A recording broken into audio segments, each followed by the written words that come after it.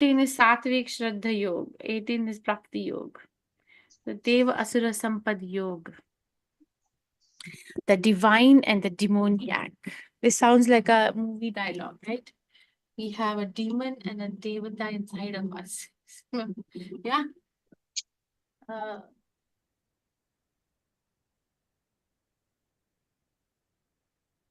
Let's pay our obeisances to Shri Radha Govinda before we start. This is what we studied in Purushottam Yoga, or the Yoga of the Supreme Person, where first 5 verses, the way to get out of the, or to counteract the weakness of the heart is, I'm sorry, is described. And then the rest of the chapter is meditation on Purushottam Yoga, or the Supreme Personality of Godhead. And these are, this is the division of this chapter. There are 24 verses. Interestingly, Krishna spends a lot of chunk of the chapter in describing the demoniac nature.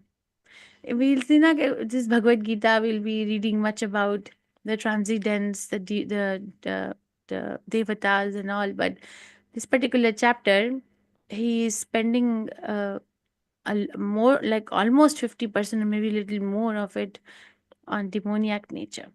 So first 6 verses, transcendental and demoniac qualities, and then the demoniac nature, and then Krishna gives us the choice and also tells us how to get out, or what to choose.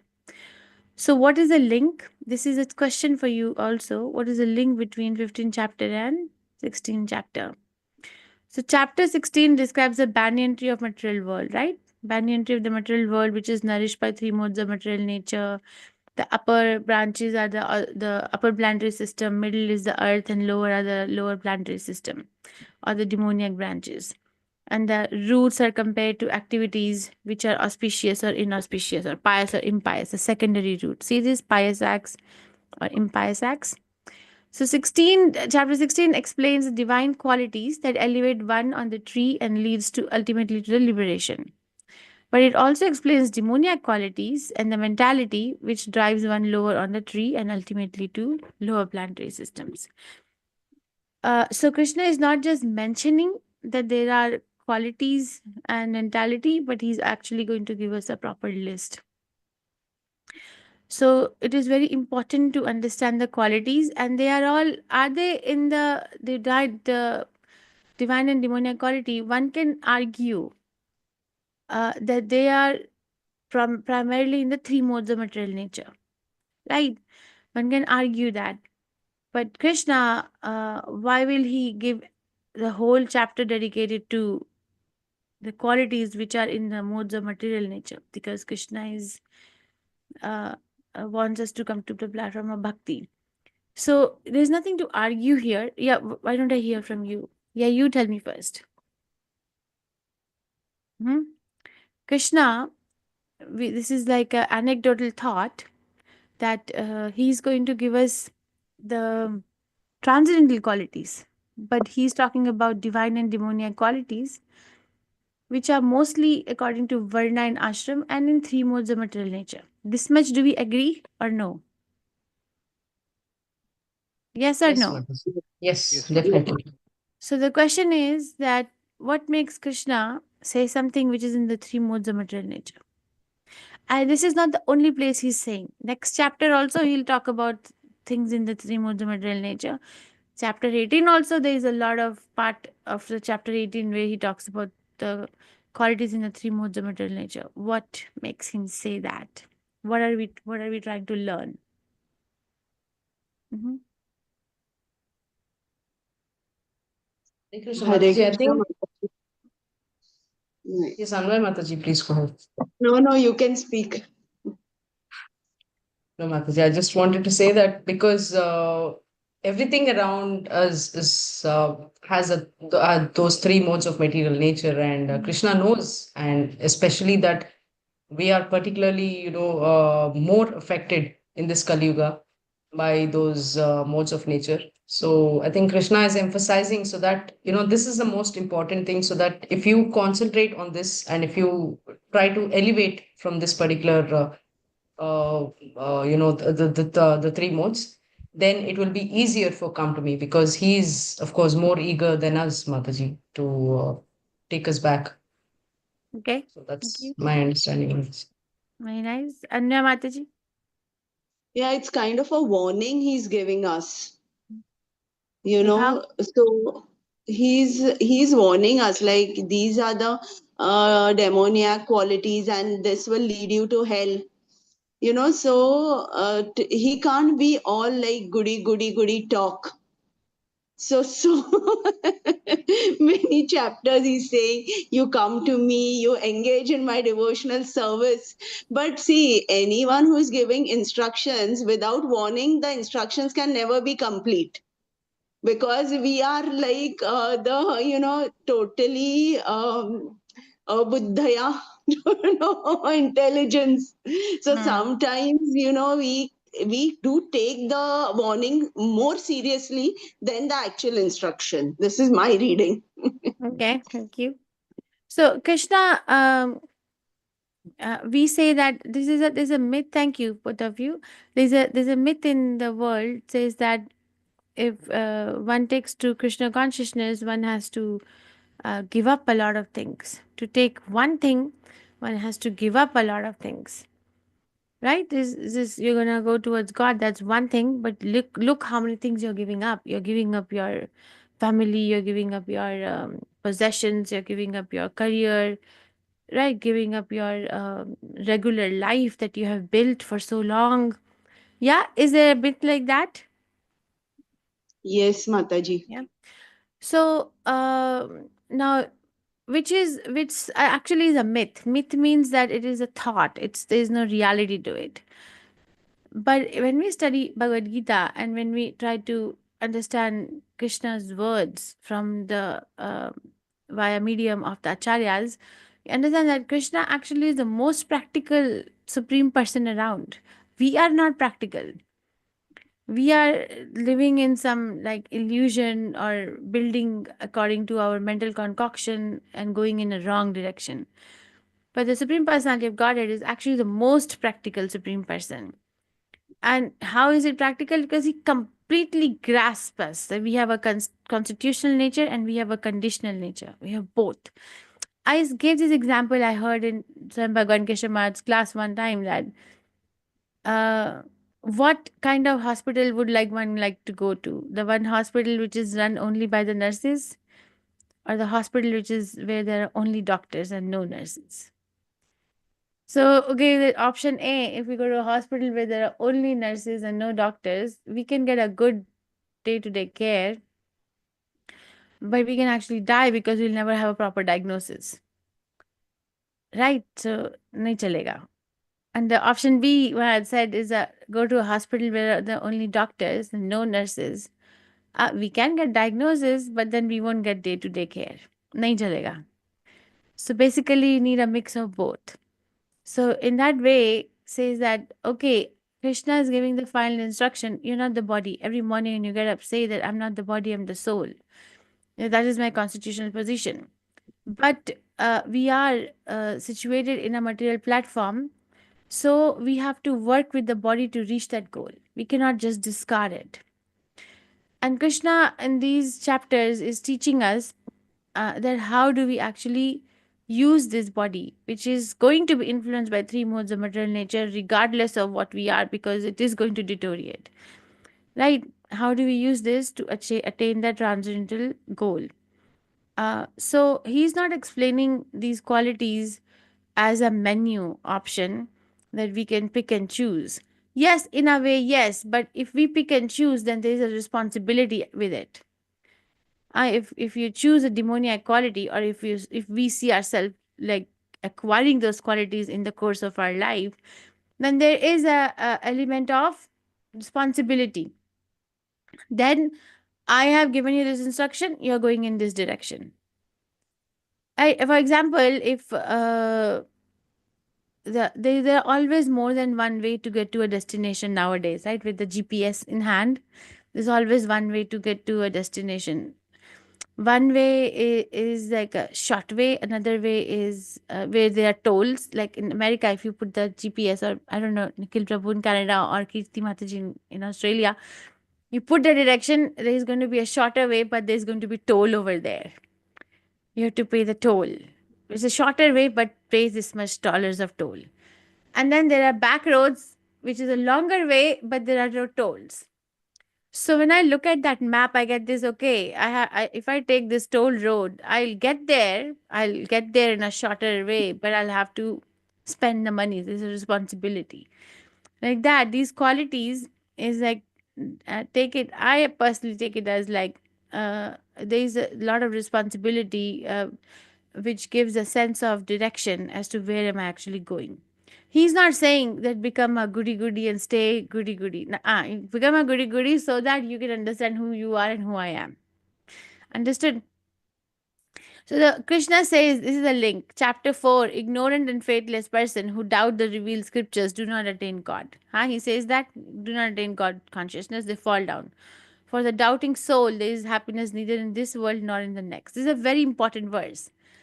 That doubt is such a killer. But chapter 9, he says, those who are thus bewildered are attracted by demoniac and atheistic views. In that deluded condition, their hopes for liberation, their fruitive activities, their culture of knowledge are all defeated. Those who are not deluded, the great souls, are under the protection of the divine nature. And 14th chapter, which we studied, activities in the mode of goodness are considered auspicious for progress in the path of liberation. For those who are acting in the mode of passion and ignorance, on the other hand, no possibility of liberation. Either they will have to remain in this material world as human beings, or they descend among species of animals or even lower life forms. So there's responsibility there, okay? And then last chapter that we studied, Krishna says, banyan tree of this material world was explained. The extra roots coming out of it were compared to activities of the living entities. Some auspicious and some inauspicious. So chapter 16, which we are starting today, Krishna explains both transcendental nature and its attendant qualities and demoniac nature and its qualities. So basically, he's mentioning all this throughout Bhagavad Gita, but this chapter specifically is going to give us the whole menu. Okay, so Krishna lists 26 godly qualities. 26 qualities characteristic of saintly people. Qualities that elevate one on the banyan tree and ultimately lead to liberation. So, and it's not that we have to fish for these qualities. No, these qualities are endowed by the mercy of the Supreme Personality of Godhead for somebody who is serious in their progress in Krishna consciousness. Shri Bhagavanuvacha Abhayam Sattva Samshuddhir Jnana Yoga Vyavasthita Danam Damascha Yagnascha Swadhyas Tapa Arjavam Ahimsa Satyam Akrodhas Tyaga Shantir Apeshunam Daya Bhuteshva Aloluptvam Mardavam Hrir Achapalam Teja Kshamadhriti Saucham Adroho Nati Manita Bhavanti Sampadam Devim Abhijatasya Bharata. Supreme Personality of Godhead said fearlessness. So he's giving a lot of Krishna. When you heard this, so I have fearlessness, purification of one's existence, cultivation of spiritual knowledge, charity, self-control, performance of sacrifice, study of the Vedas, austerity, simplicity, non-violence, truthfulness, freedom from anger, renunciation, tranquility, aversion to fault finding, compassion for all living entities, freedom from covetousness, gentleness, modesty, steady determination, vigor, forgiveness, fortitude, cleanliness, and freedom from envy and from the passion for honor. These transcendental qualities, O son of Bharat, belong to godly men endowed with divine nature. So, what is it? According to Varna and Ashram, Prabhupada explains a very elaborate purport and says that which quality is mandatory for what Varna and what Ashram. Okay, what quality is mandatory? Okay, and we need to know that for at least for our own practical purpose. So, abhayam, fearlessness. I'll just quickly go over the list, okay? Is for a person who is in sannyas ashram, the first qualification for somebody who's in a sannyas ashram. It is written that if one cannot be abhayam or cannot be fearless, then they should not take sannyas. Because sannyasi travels alone everywhere. Sannyasi nowadays, okay, we can say alone, but there are companions in the plane or here and there. But traditionally, they would travel alone, and they will have to. It's complete fearlessness, a complete dependence on Lord's mercy is needed, and uh, if there is even a little bit of a doubt that that this is I won't be able to do it, then the recommendation is don't take sannyas. So important. Then purification of one's existence, sattva sochido, sannyasi. So internal purification and external purification. So following the rules and regulations. So especially forbidden intimate association with the woman. Chaitanya Mahaprabhu was very strict, and we all know the story of Chota Haridas, right? In this class, everybody knows the story of Chota Haridas. What is the implication? What are the teachings? We might not know the whole thing, but Mahaprabhu uh, taught us from his example that it is a very big responsibility. Cultivation of knowledge, jnana yoga vyavastitau, again sannyasi. The duty of a sannyasi is cultivate the knowledge and also distribute the transcendental knowledge, especially to the householders. And how do they distribute the knowledge? They actually go as a beggar to the houses of the householders, and the householders invite them. And the main idea is not to collect money or daily maintenance. Sorry, this is not working. But to sit down and have the householders here, because the householders are very busy in maintaining the family affairs in general. But if somebody becomes a sannyasi or somebody welcomes a sannyasi in the house, and they take a break from that busyness. Charity, grahastha is supposed to be charitable. This is only for grahastha. That one needs to give charity. Charity of one's income, charity of one's time, charity of one's space, whatever. Charity has to be given. Bhaktisiddhanta Prabhupada said that if we don't give charity, what happens then? If a grahastha doesn't give charity, then what happens? Do you know what he said? Might have mentioned before. Do you know what he said? If a grahastha is not giving charity, keeping all the money, all resources for their own sake or family, then what happens? What happens? What did Bhaktisiddhanta Prabhupada say? Hare Krishna, Mataji. Yeah, Hare Krishna. His heart becomes stone-hearted, Yeah. and Krishna consciousness or the knowledge of Krishna cannot seep in. Yeah, so the heart becomes very hard.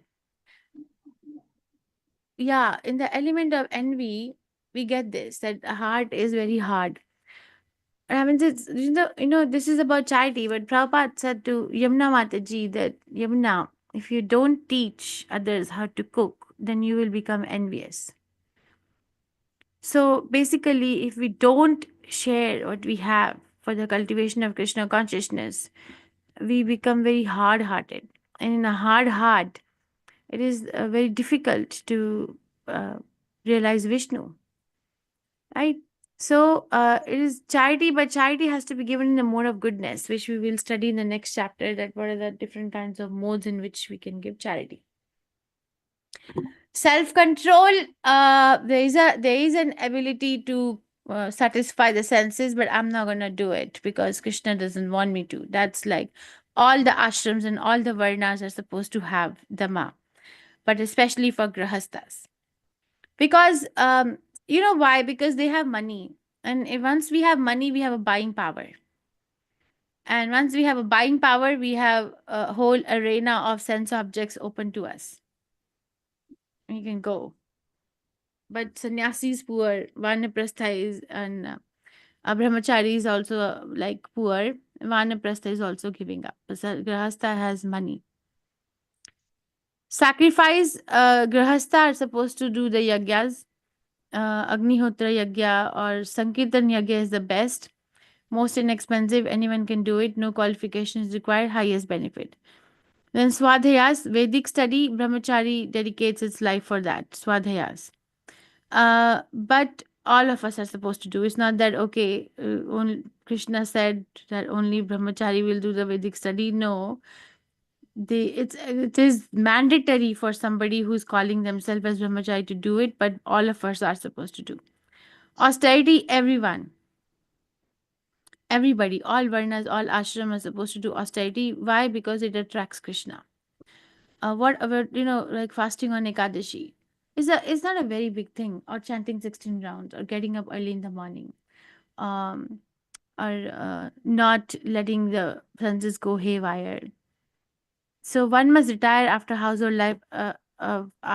One must retire after household life approximately 50 years of age. How many people are really doing it? Even the government of India, where this is giving the retirement age as 59 and a half or 60, huh? Where the body actually, 58. huh? 58. Okay. So the basically not 50. So the model of the modern world is that nobody can retire at 50. Anybody sitting here is thinking of retiring at 50?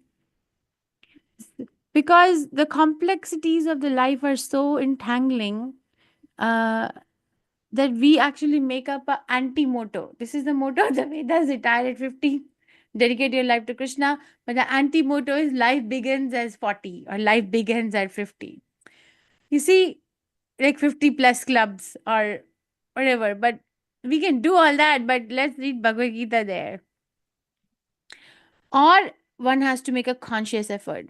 Oh, there's this funny story. There was this couple who got married and they came to the spiritual master, Kadambakanan Maharaj, to seek blessings. Said, Maharaj, we've gotten married.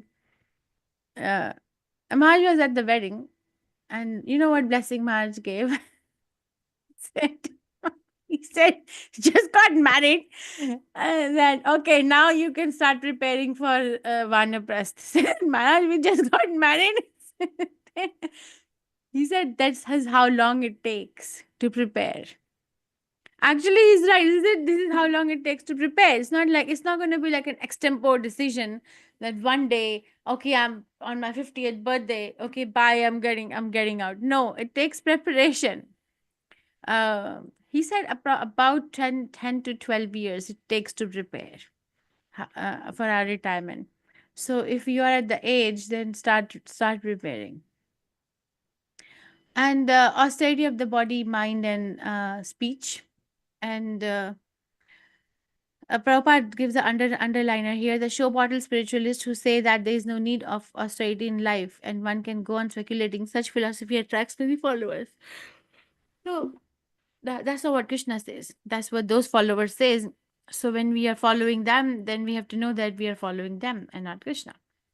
Arjavam or simplicity is for everyone again, simple and straightforward. Non-violence.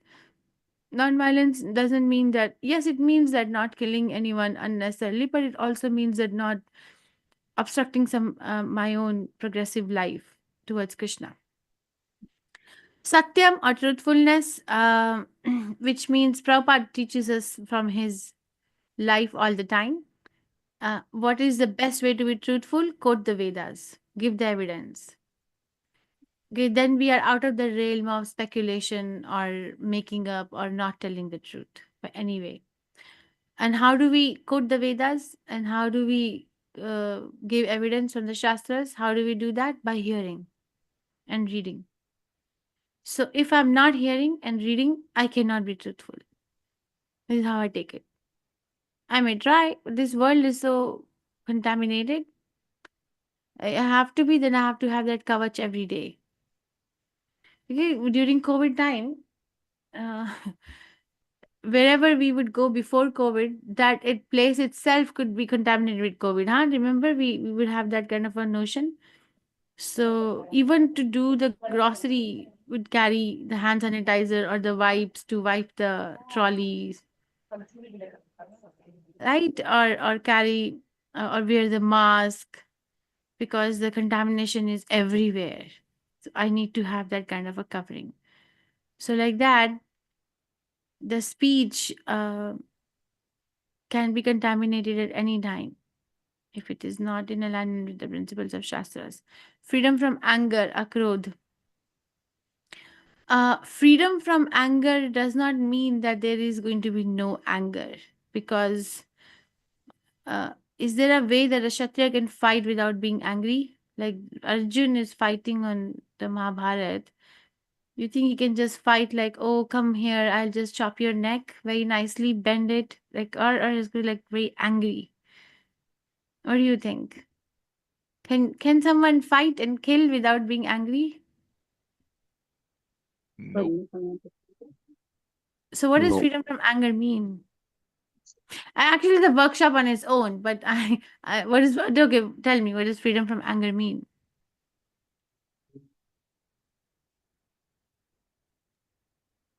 Unnecessary provocation, Mm. then we should be tolerant about it. We should not get angry because of all this. There has to Mm. be a purpose. Channelize our energies for the service of the Lord, like Hanumanji did. You know, Mm. he Mm. was powerful. He got angry, but his Mm. anger, in his anger, Mm. he burned the Lanka. He did not, do other bad stuff. So if we can learn to channelize our energy, channelize our anger in the service of the Lord, that is, I think, the control of Yeah, the anger. very nice. Yeah, so you can control the anger. We cannot say that we're not gonna get angry. We can direct the energy in the service, which is for everyone. Are we doing it? We have to look at it every time we get angry, especially if you're raising children, huh? Because they know where to press your buttons. They know. I have some parents laughing here, so I think I'm right. They just know. I don't know how they know, but they just know, right? Renunciation. So what does renunciation or really mean? It's not. Does renunciation mean not possessing anything? Just having two pair of clothes and be on the run? Is that renunciation? Or a person who is possessing a palace can also be renounced? What does renunciation mean? Mhm. Tailing everything, Mataji, whatever we have Mm. in into Krishna consciousness, into Krishna's activities. So that is kind of renunciation, I think, in my understanding, Mataji. Yeah, very nice. Okay, very nice. So I think it's my spiritual master's teaching. He said that renunciation doesn't mean that we don't possess anything. Actually means that we don't get possessed by anything. So we can possess everything, but we don't get possessed by it. And there are so many examples in Srimad Bhagavatam. You see, uh, Prahlad Maharaj, Amrish Maharaj, Yudhishthir Maharaj, Parikshit Maharaj. They are possessing big kids. We cannot even imagine in this life to have even a fraction of what they had in terms of the assets, right?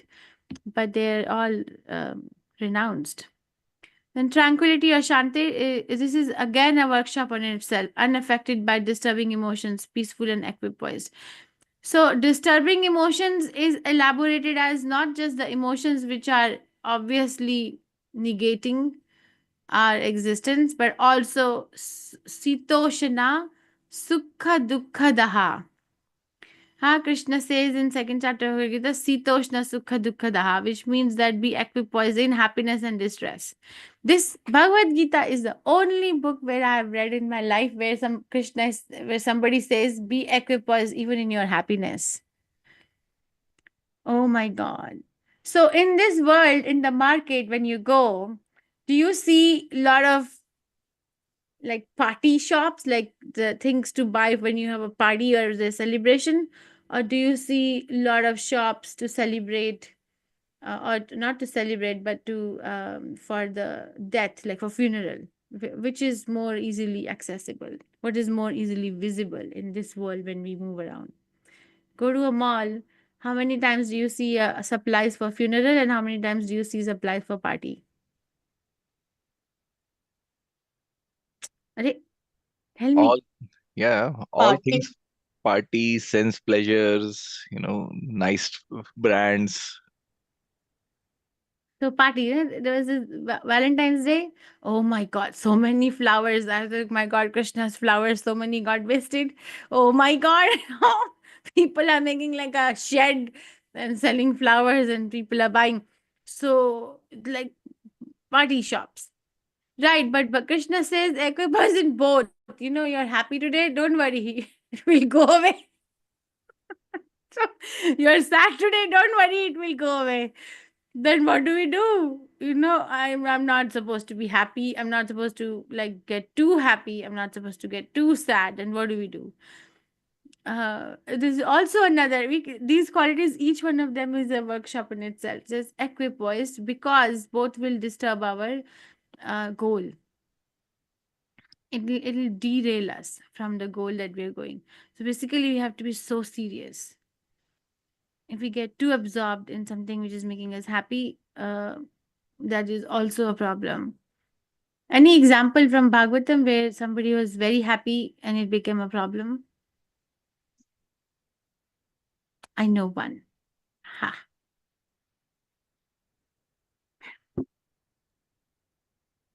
Mataji, I think Chitraketu Maharaj, Uh-huh. initially when his son was born, he was very happy, but then his other wives, they poisoned his son. Yeah. It So was very see, traumatic. very nice. Yeah. Any very nice. So Chitraketu is example. Any example from Bhagavatam where one was very sad and it became a problem?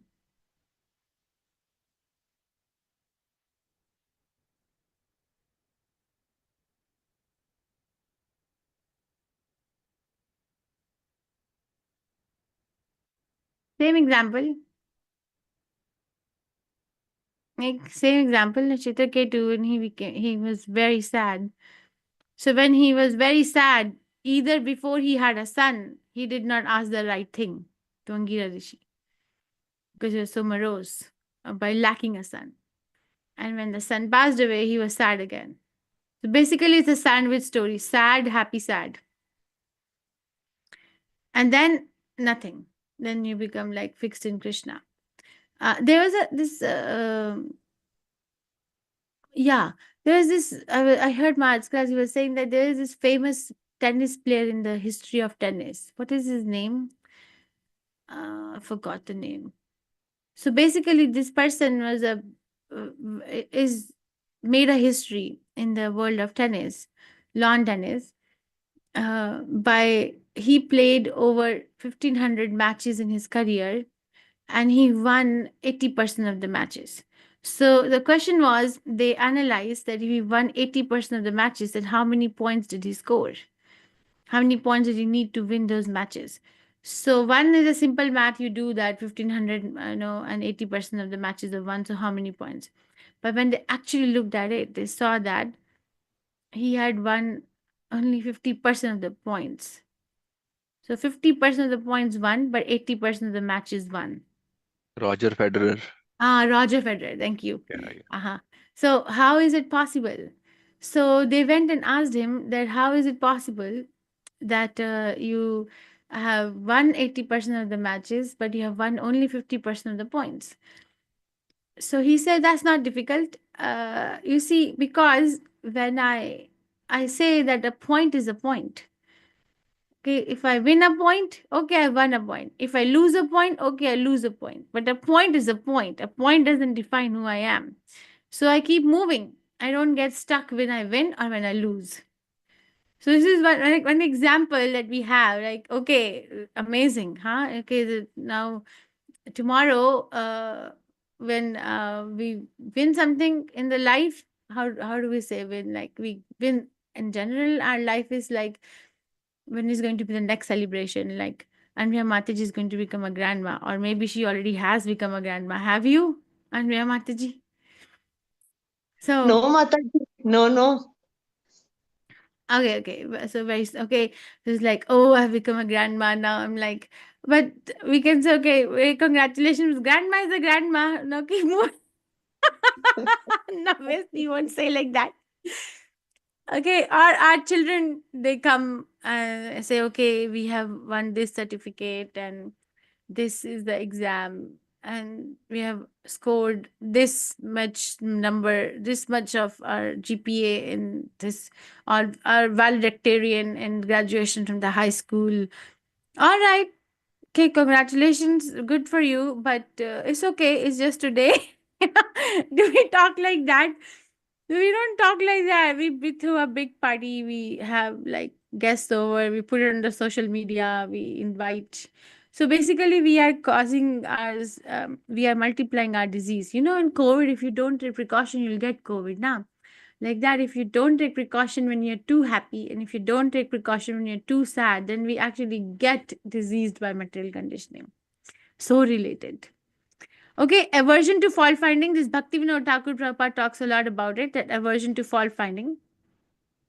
Is that Prabhupada gives an underliner that, okay, if somebody is obviously stealing, you can call them thief, but then don't go finding fault. There is a story of, what is the name of that devotee in Chaitanya Charitamrita? Which Gopal? What Gopal was that? He would find fault. He was Ishwara Puri's god brother, Chaitanya Mahaprabhu's spiritual master's god brother. Rupa Mataji, what is the name of the devotee? Gopal. Chapala Gopal? Chapala Gopal. His name is Chapala Gopal. So he had this fault finding tendency. So what happened? He was Ishwara Puri's god brother. So he was at the level of a spiritual master for Chaitanya Mahaprabhu. So he invited Chaitanya Mahaprabhu and all his followers for prasadam. And he fed the followers, like kept feeding. They wanted to, stop because they were full. The story in Chaitanya Charitamrita. But he said, no, no, no, sit down. No, no, no, you're not, you can eat, you're young, you can sit down. So they kept eating. And then when they went away, what he's saying everywhere is, these followers of Nitai, and they eat a lot. Okay, now he's the one feeding them first, but he says they eat a lot. And then one day he went to Bhajan Kutir of Chaitanya Mahaprabhu, and it was made of mud, so he saw a trail of ants. I mean, mud house, they will see a trail of ants. What is the big deal? But you see, he saw the trail of ants, and then he said that, oh, this sannyasi is not supposed to eat the sweet, but he eats a lot of sweets. That's why there are so many ants. Basically, no fault, but fault. Bhaktivinoda, this is extreme example.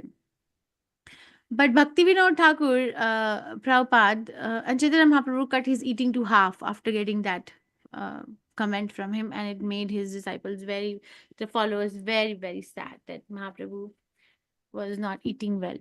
So Bhaktivinoda Thakur said that this is a kind of offense if we find fault in someone.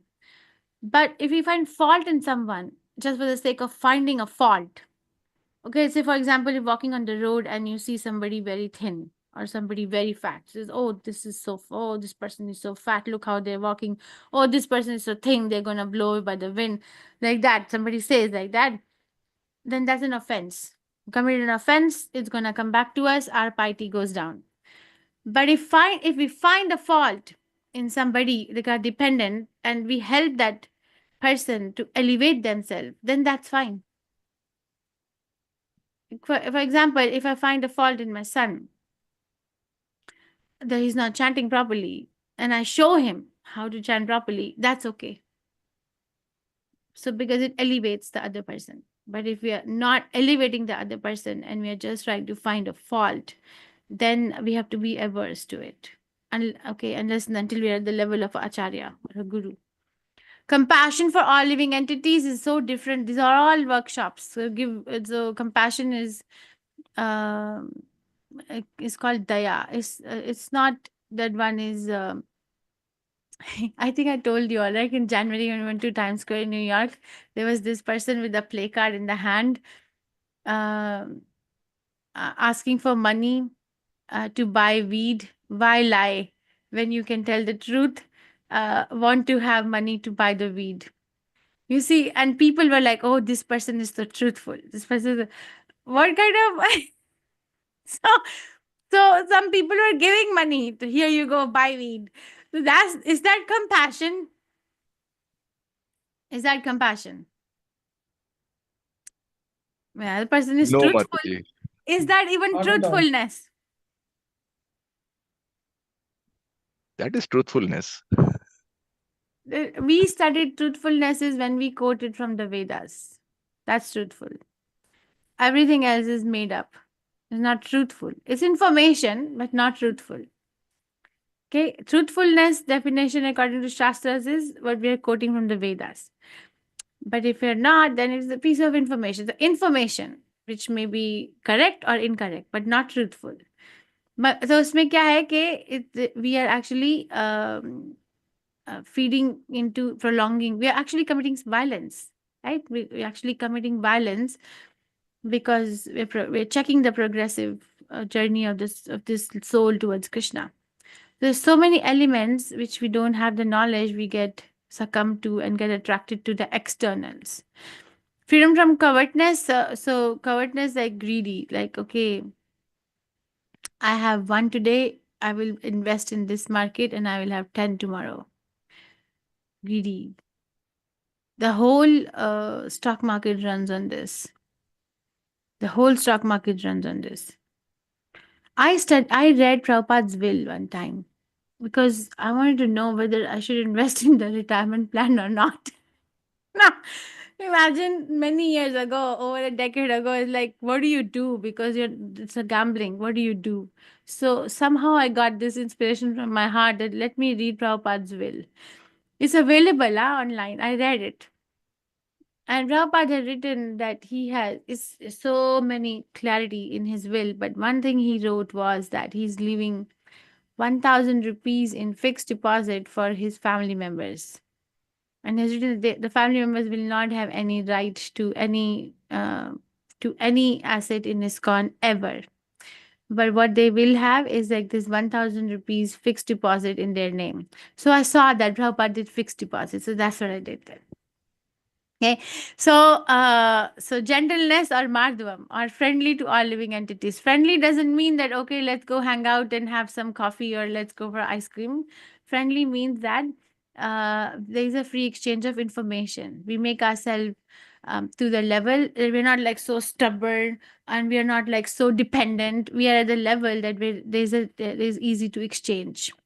Modesty for everyone or Hirir is do not perform abominable action and be very modest.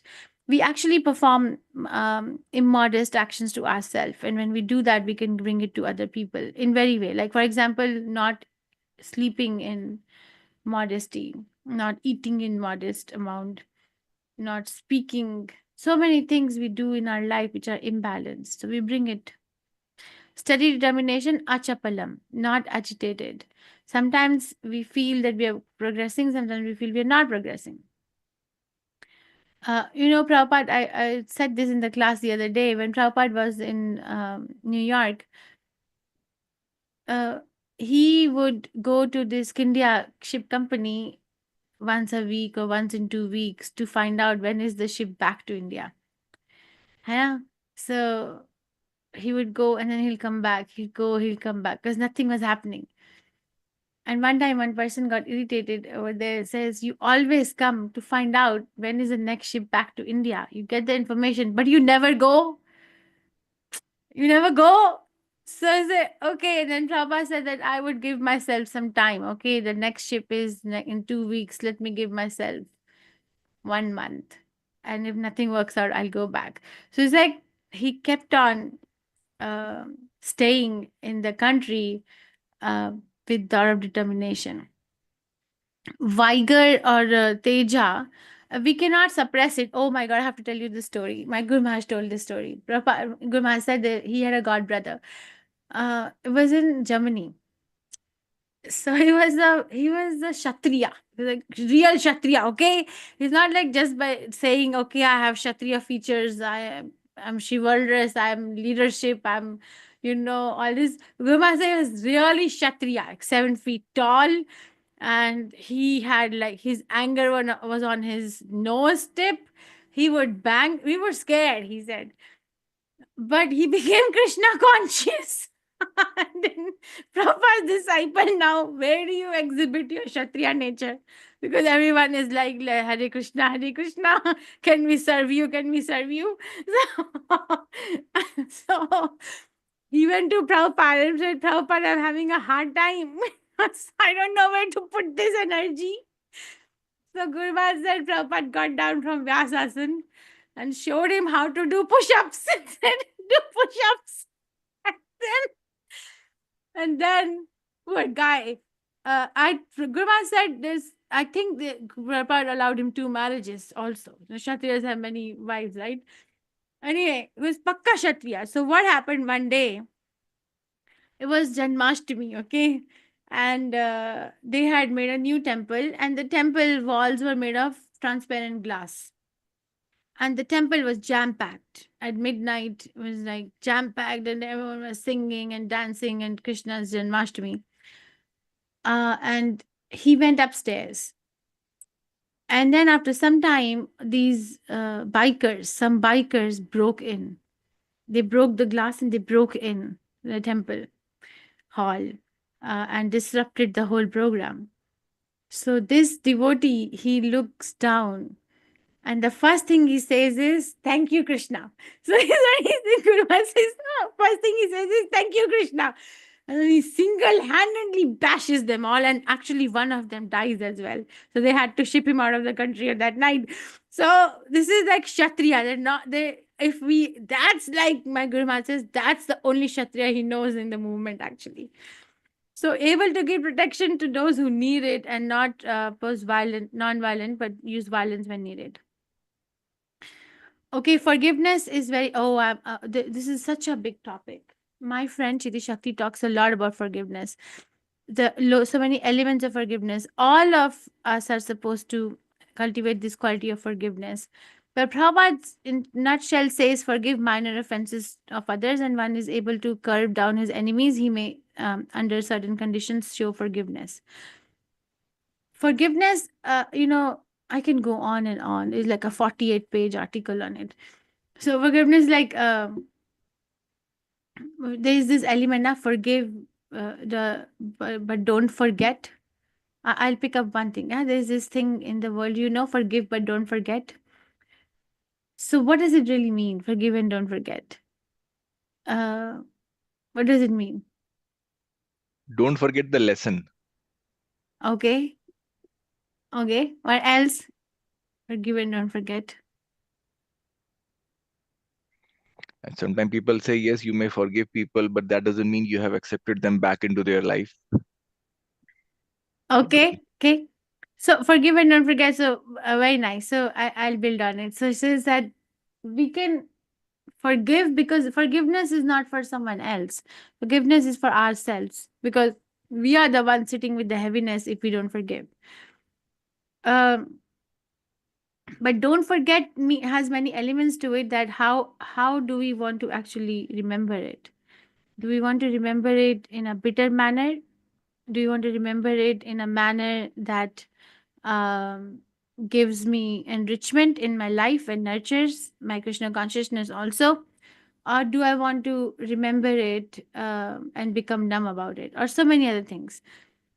So it is actually, we have a free will to exhibit our desire, our intention everywhere, even in these qualities. How do you want to forgive?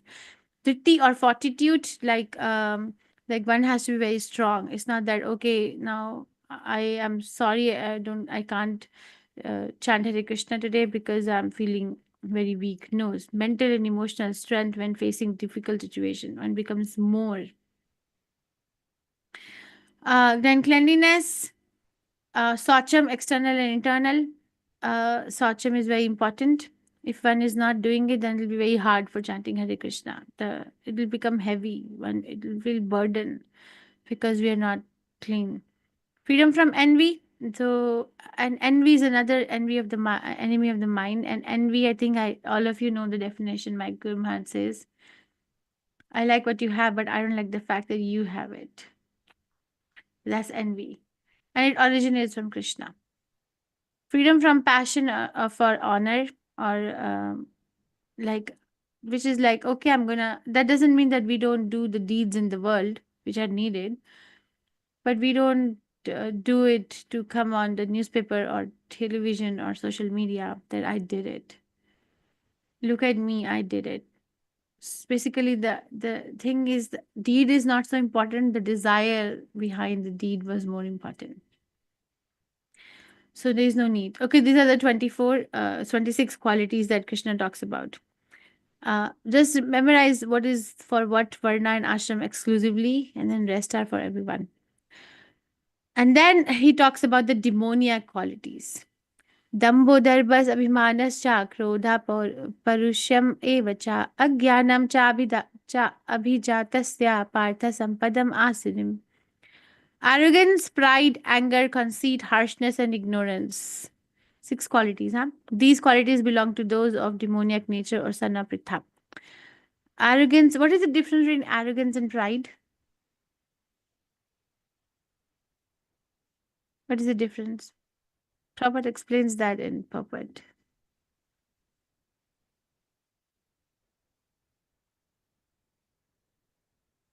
What is the difference between arrogance and pride?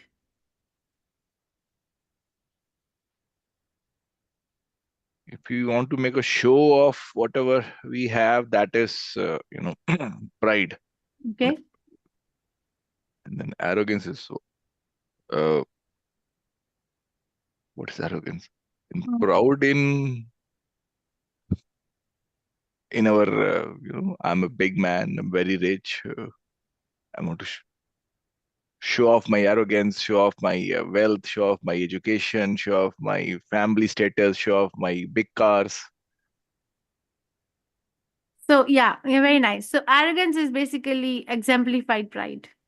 Okay, it's like I am, if somebody comes to a gathering and they're not being paid attention to, they do something, like they'll dress up in a way, or there'll be something going on which like one has to turn their eyes toward that person, which may not be almost always is not out of very respect for that personality.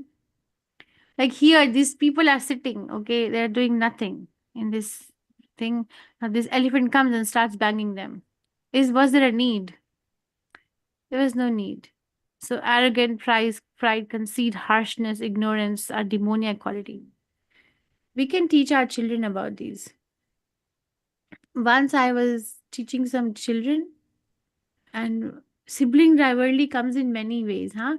This girl, because the children, they're very simple too, they share their hearts. So she was saying that I am unhappy when people praise my sister about her qualities like singing, her way of speaking, but they don't do it for me. So they only do it for her. So interesting. Okay, we build on that, but the zest was that that she's less happy when she is getting praise for her own self, but she's very unhappy when she hears praise for her sisters. It's sibling rivalry in a way.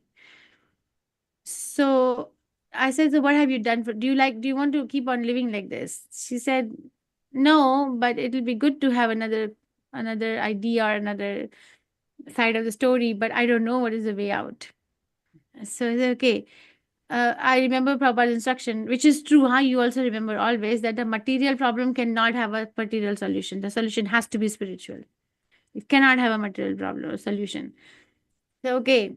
So actually, it's like the qualities that the other person has that you are that are making you unhappy. The qualities the other person are actually given to them by God. I said Krishna because it was Krishna conscious class. Krishna. So basically, that person has done nothing to get those qualities. Those qualities have been given to them by Krishna. And when you say that you don't like it, when other people are praising those qualities, you're actually angry towards God or Krishna because he's the one who has given those qualities to your sister. So your anger is directed towards God. So if you're angry to God, then you go and complain to him. Don't develop these feelings towards your sister. Or you can, but that's not going to solve any problem because she has done nothing. She's just been given. Right? Somehow it actually fused the bulb. Somehow, and that day and this day, I don't hear her say that again ever. I don't know if she does. She says it, doesn't say it in front of me because she doesn't want to hear me, or it has really changed her heart. I don't know that, but this is one thing which we can teach our children like that. Devi Sampad Vimokshaya. So these are now Krishna has mentioned 6 demoniac qualities, 26 divine qualities, and then he's gonna say what is the result of what quality. Devi Sampad Vimokshaya Nirbandha Asuri Mata Masucha Sampadam Devim Abhijatosi Asi Pandava. The transcendental qualities are conducive to liberation, whereas the demoniac qualities make for bondage. Do not worry, O son of Pandu, for you are born with the divine qualities. Okay, so we are whatever we are saying. If I have a element of pride, oh, I had that when I first joined Krishna consciousness 23 years ago. Oh, it was like Govinda Madi Purusham, the morning prayers. You go to temple, and first of all, I didn't know what language it is or what's happening. And do you have that experience? Like, where am I? Is this in India? Is this which place? Is this what language? What are these people doing? But eventually, when you start getting a hang of it, I said, okay, we hear this Govinda Madipurusham, and I memorize it just by hearing every day. Like, I memorize it. And then this prayer, and I didn't read it. I didn't even know it was Brahma Samhita. Just heard it over and over again and memorize it. Like, then I grew very proud because that I like make myself go in front of the deities and I'll sing very loudly, louder than the audio playing, just to make sure everybody's hearing me. That okay, that I'm like, they know that I have memorized it. It's a young age now. And then one day dawned into me while standing under the deities that what am I doing? What am I doing? I come here to associate with the devotees. I come here to serve, and here I am going back with a baggage full of pride and want to draw attention. So I'm like, oh my God, that day I apologized to the deities so much. I remember apologizing in my heart so much. Said, I'm so sorry I did this. Can you please help me? I don't know what happened. Please help me. So that day and this day, I don't sing that too loud, and I'm honestly not proud in my heart anymore. So basically, what did I say? That so we can, yeah, I shared my life. We can see that where we were proud and we are not proud like that. Do you have any of those incidences in your life? Where like, oh, I'm good, but then eventually Krishna says, we realize Krishna says that not gonna help. Do you have anything?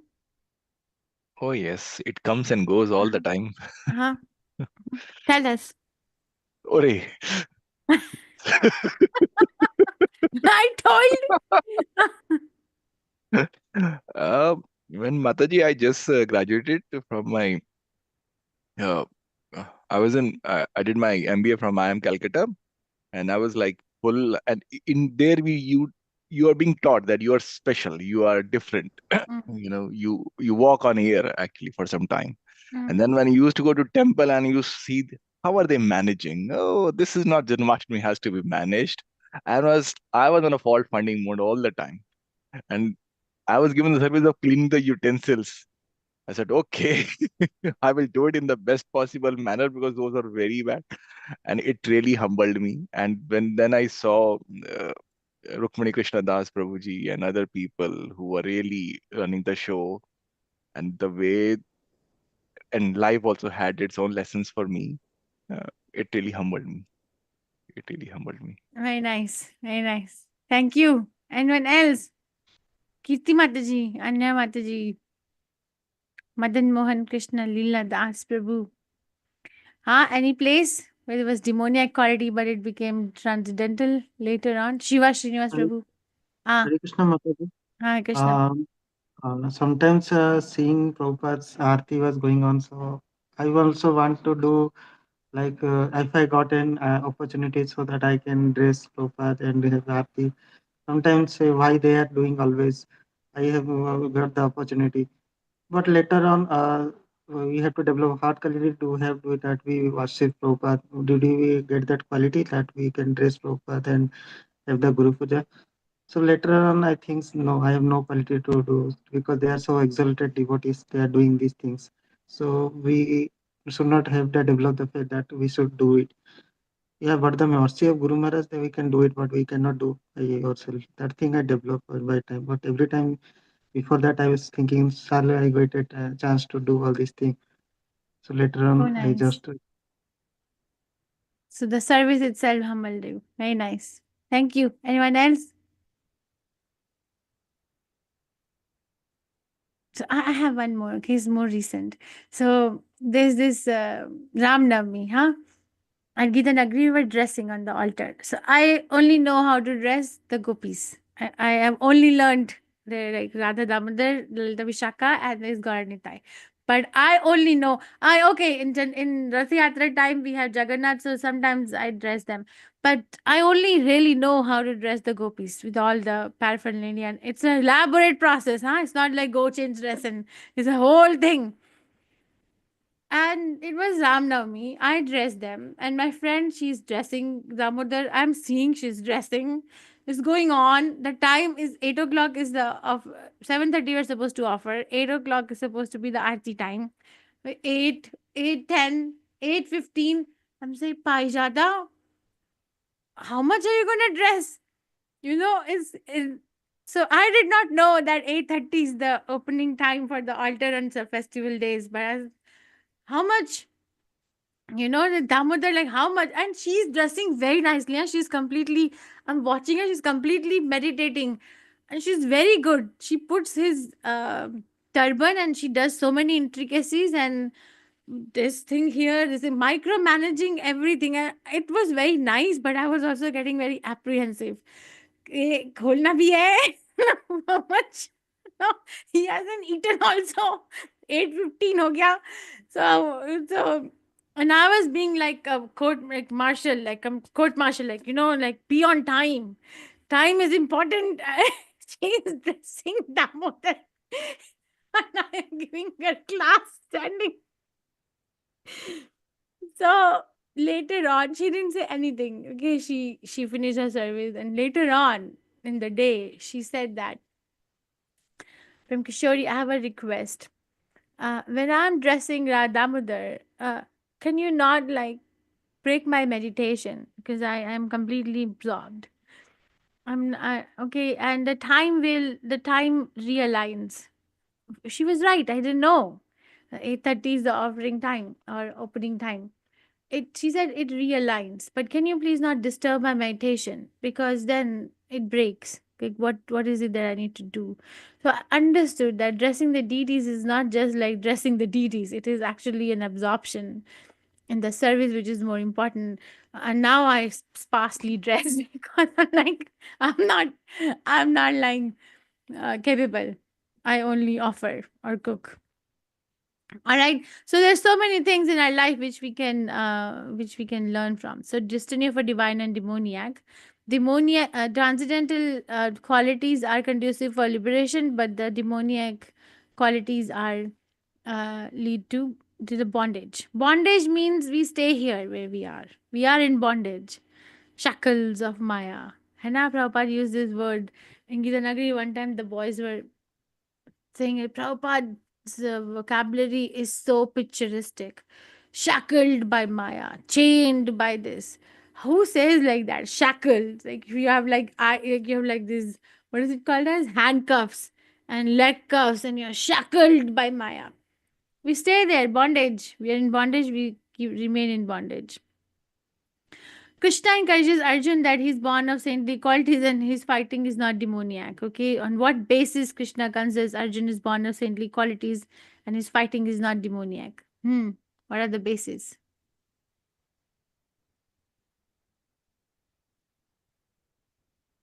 Arjun considers the pros and cons. He's not like very impulsive about it.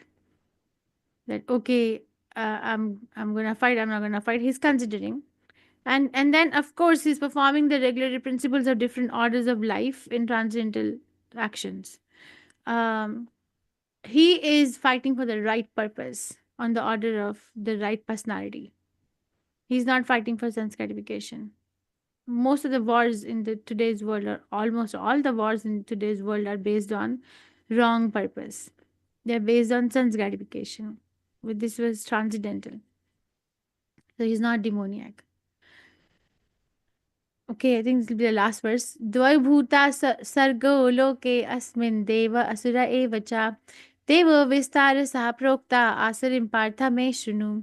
O son of Pritha, in this world there are two kinds of created beings. One is called the divine and the other demoniac. I have already explained to you at length the divine qualities. Now hear from me of the demoniac. So two kind of created beings, divine and demoniac. Actually, we have both inside us, huh? Divine and demoniac. Yeah, do we agree? Sometimes when you're raising your children, you're like demoniac. I don't even know where that quality comes from. That They make you feel demoniac. yes. And sometimes, there's a disorder in medicine called bipolar disorder. What is bipolar? What does it mean? It's like two polarities of a personality in the same person. Extreme polarities. Sometimes somebody is like, for example, very extremely compassionate, extremely, but the other moment the same person is extremely cruel. Like that's called bipolar disorder. So once I was discussing with my friend that this is a very difficult disorder to treat, very difficult life to live. Imagine like a person living like that, extreme.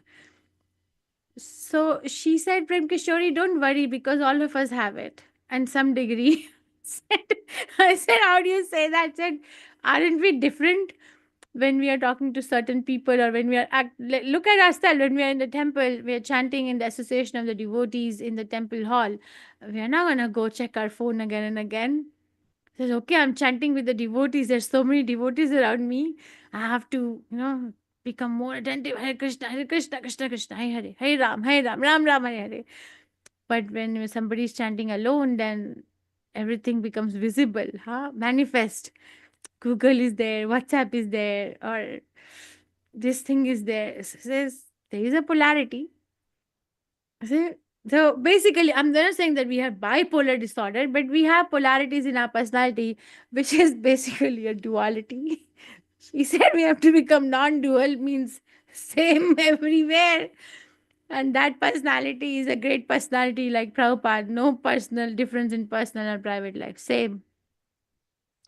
So two created beings within us only. Demoniac and divine. Divine or demoniac. Both demigods and demons are born of Prajapati. This is literal demigods and demons. What is the difference between the two? Obedience to the regulatory principles of scriptures. We can say that Ravan also was obedient to the regulatory principles of scriptures. Ravan was Vedavit. He had studied the Vedas. He was kind of a Brahman, an Asuric Brahman. So how is it he's Asuric, demoniac, and not divine? Ravan was a very good uh, Vedavit. How? Control of on his senses. Okay. Your wife is my wife. I'll take, whatever he likes, Okay. he takes over. Your wealth is my wealth, kind of stuff. Okay. Very nice. Okay. We'll build on it. Someone else build on that. Just the wrong desires he had, Mataji. So Very nice. Yeah. So basically, looking at the world as an object of enjoyment. I'm going to do the Vedas, study the Vedas, do the rituals, so that I can get what I want for my own self in this world. That's demoniac. Okay, it's not that we have to have, like, what is it called as um red hair and protruding teeth and huge long nails and a very ugly complexion like Putana, like we don't have to. It's a quality. It's a quality. So looking at the world with a vision that what's there in it for me. So one may be very educated. Prabhupada says PhD. What is the full form of the PhD that Srila Prabhupada gave? Do you know? It's not his doctorate of philosophy, but PhD. Arey, you don't know all these things? PhD says plowing department. So how plowing department? Because you study so much and then you come back to the world to do what can I get from this world for me, what can I get from this world for me? It's a plowing department. So we have to see what kind of vision are we entailing in our own life. I'm not saying it's easy always, because when we go to eat prasadam, one gulab jamun is not enough, 10, 20, or maybe 30 to take home. Right? But what is the vision? I think I'll end here. So it's very nice. So we studied about 26 qualities. Study again. Prabhupada has given a very elaborate purport. Then also 6 demoniac qualities. And then he gives the destination of when one is cultivating what quality. Then it goes over there. And then he's giving that divine and demoniac, the difference between the two. And he's reassuring Arjun that he's born in divine qualities and not demoniac. On what basis is he reassuring that he is born in divine and not demoniac? Because he is considering the pros and cons, and he's also uh, fighting for the right reason, not for sense gratification. Questions, reflections, realizations, corrections. Since we have time, I can maybe pull up the document. Any questions? Am I the host? Am I